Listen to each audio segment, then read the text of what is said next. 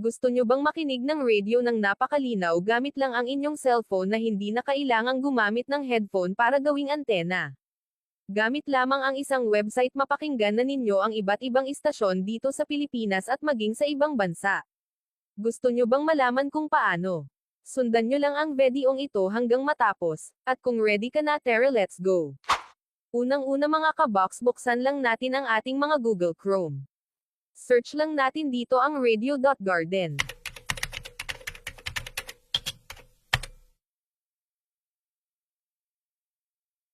Press lang natin ang play to start Radio Garden.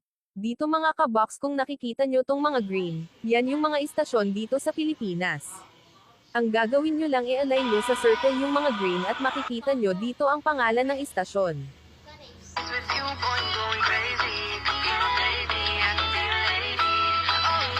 Kung may paborito kayong istasyon na hindi nyo makita dito, punta kayo sa magnifying lens.